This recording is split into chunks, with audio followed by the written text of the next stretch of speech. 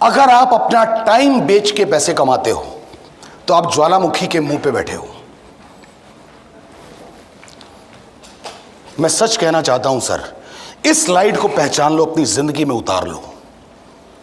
आप में से कितने लोगों को लगता है कि हां दीपक, मैं ये बेच के पैसे कमा रहा हूं, अपना टाइम बेच के मैं पैसे कमाता हूं? हाथ खड़ा कर लो पूरा, कोई डांटने वाला नहीं है, पड़ोस वाला आपको कोनी नहीं मारेगा, चिंता मत करो। कितने लोगों को लगता है कि मैं अपना टाइम बेच के पैसे कमा रहा हूं? गुड, शानदार। बहुत सारे लोग ऐसे हैं जो सहमत हो रहे हैं इस बात से कि मैं अपना टाइम बेच के पैसे कमा रहा हूं। क्या आपने कभी सोचा कि उस दिन क्या होगा जिस दिन आपके टाइम का खरीदार कोई ना होगा? एक सेकंड के लिए एक पल के लिए आपके दिमाग में विचार आया, उस दिन क्या होगा जिस दिन आपके समय का खरीदार इस दुनिया में कोई ना होगा? कोई नहीं होगा जिस दिन आपके समय का खरीदार। उस दिन क्या होगा? और टाइम बेच के पैसा कमाने का एक सबसे खतरनाक तरीका है जॉब करना किसी और इंसान के लिए। सहमत है मेरी बात से? yes. एक इंसान की मजबूरी होती है, लेकिन जब तक वो उस मजबूरी को समझता है, नहीं समझता और अपना टाइम सेल करके पैसे कमा रहा है, तब तक बात समझ में आती है। लेकिन जिस दिन उसको पता चल गया कि ये खतरनाक है, मैं ज्वालामुखी के मुहाने पे बैठा हूं, उस दिन के बाद भी अगर वो यही काम कर रहा है तो इस दुनिया का नंबर 1 बेवकूफ आदमी है वो। कुछ समय करते रहिए, कुछ समय कंटिन्यू करते रहिए, लेकिन उसके साथ साथ कोई तरीका ऐसा निकालिए कि आपको अपना टाइम बेच के पैसे कमाने की जगह कोई और रास्ता मिले पैसे कमाने का। अगर आपको यह मौका मिले तो क्या इसके लिए आप तैयार हैं? yes. मैं आपको बताता हूं सर, एक इंसान, मैं कई बार अपने वीडियोस में या यूट्यूब में मैंने कुछ वीडियोस डाले तो मुझे बहुत सारे लोगों ने गालियां दी कि दीपक भामरी आप जॉब के अगेंस्ट क्यों हो, आप नौकरी के अगेंस्ट क्यों हो? बहुत सारे लोगों ने मुझे गालियां निकाली। सबको वेलकम है यार। अगर आप मेरे लिए तालियां बजा रहे हैं और मैं खुश हो रहा हूं तो कोई मेरे लिए गालियां निकालेगा, मुझे उसमें भी खुश होना चाहिए।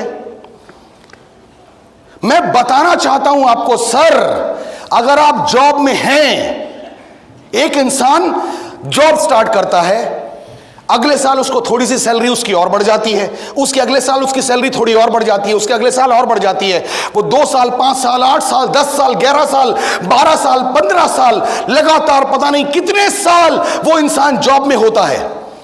एक इंसान एक ऐसी कंपनी को ज्वाइन करता है जिसमें 12-15 एम्प्लॉय हैं। वो इंसान उस कंपनी के साथ काम करते करते अपनी जिंदगी के बेहतरीन 11 साल लगाता है। बेहतरीन 11 साल अपनी जिंदगी के, अपनी जवानी के, अपने परिवार को छोड़ के सबसे इंपॉर्टेंट 11 साल वो इंसान उस कंपनी के लिए लगाता है। जो कंपनी 20-25 एम्प्लॉयज की थी, वो कंपनी 178 एम्प्लॉयज की हो जाती है। उसकी मेहनत बहुत काम करती है, उस कंपनी को बड़ा करने में उस इंसान की बहुत मेहनत लगी होती है। अचानक एक दिन पता चलता है कि उसकी तबीयत थोड़ी खराब है और वो डॉक्टर के पास जाता है। उसे पता चलता है कि उसकी बॉडी में कैंसर पल रहा है। उसको ट्रीटमेंट के लिए जाना होता है। उस कंपनी के बॉस को पता चलता है कि इसको कैंसर है। उसको यह लगता है कि अब यह मेरे लिए प्रोडक्टिव नहीं है, अब इसका ध्यान अपने इलाज में जाएगा, इसका टाइम अपने इलाज में जाएगा। अब यह इंसान उतनी प्रोडक्टिविटी मेरी कंपनी में नहीं दे सकता, उतनी प्रोडक्टिविटी ये मेरी कंपनी में नहीं दे सकता। जबकि वो इंसान सुबह मैदानता में जाता है, अपनी कीमोथेरेपी करवाता है और 11 बजे ऑफिस ज्वाइन करता है। कीमो के बाद, मुझे नहीं मालूम आप में से कितने लोगों को पता होगा कि कीमो के बाद एक इंसान का हाल क्या होता है। मुझे मालूम है, मेरी मॉम कैंसर से गई, मुझे मालूम है कीमो कितनी तकलीफ दे चीज है। वो इंसान कीमो थेरेपी लेने के बाद अपने ऑफिस पहुंचता है, सारा दिन खड़े होकर पूरी एनर्जी के साथ अपने ऑफिस में काम करता है, लेकिन ये किसी को नजर नहीं आता। उस इंसान का बॉस उसे किसी तरह उस ऑफिस से बाहर निकालने की प्लानिंग में लगा रहता है। उसका बिहेवियर ऐसा हो जाता है कि वो ये नहीं कह रहा कि आप मेरी कंपनी छोड़ दो, वो उसके साथ ऐसा बिहेव कर रहा है कि सामने वाले इंसान को ये पता चल जाए कि अब मुझे इस कंपनी से निकल जाना चाहिए। और एक इंसान जिसने 11 साल दिए हों, एक कंपनी को इतने बड़े लेवल पे पहुंचाया हो, और आखिर एक दिन उस इंसान को मजबूरन मजबूरन मजबूरन मजबूरन वहां पे रिजाइन करके वहां से बाहर निकलना पड़ता है। इमेजिन कीजिए सर, उस इंसान के दिल पे क्या बीती होगी, उस इंसान के ऊपर क्या बीती होगी, उस इंसान के दिल पे क्या बीता होगा। सिर्फ इमेजिन कीजिए, जिसने 11 साल एक कंपनी को दिए हों, छोटी सी कंपनी को इतना बड़ा किया हो, और वो कंपनी पूरी ये षड्यंत्र रच रही हो कि अब ये किसी तरीके से हमारी कंपनी से बाहर चला जाए ये इंसान। क्या आप ऐसे इंसान से मिलना चाहते हैं? मिलना चाहते हैं ऐसे इंसान से? ये कहानी नहीं सुना रहा हूं मैं आपको, ये सच्ची जिंदगी की सच्चाई सुना रहा हूं। Leena please come my darling.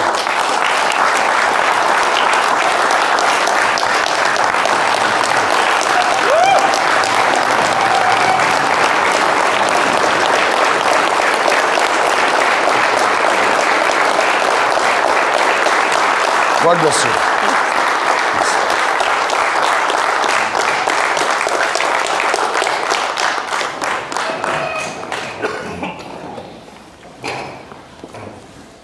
मेरे रोंगटे खड़े होते हैं सर जब जब ये बात मुझे याद आती है। एक बार हमें सोचना तो चाहिए कि हम अपना टाइम बेच कहां रहे हैं। एक बार महसूस तो करें यार।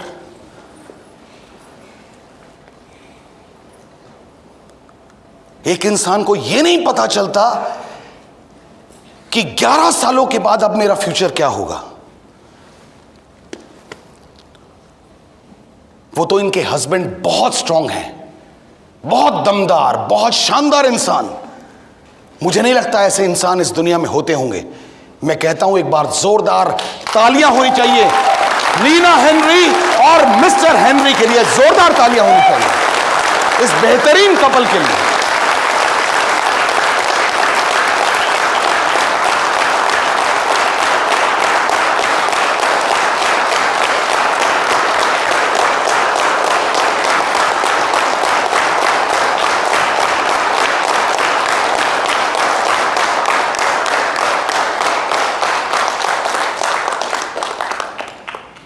हमें समझना ही पड़ेगा।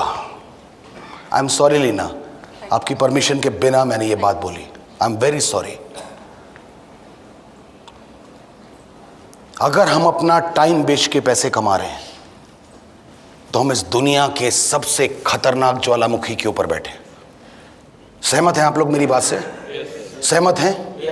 क्या आज की डेट में ऐसी जॉब में हम लोग हैं कि जिस समय हमारा शरीर काम के लायक नहीं रहेगा, हमारी उम्र, हर इंसान की उम्र बढ़ेगी या नहीं?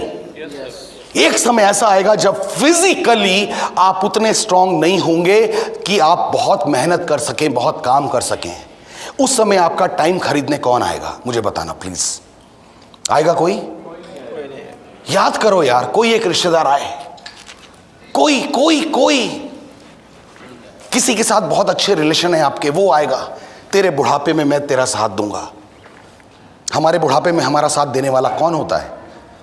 सिर्फ हमारी जेब का कमाया हुआ पैसा। सहमत है मेरी बात से?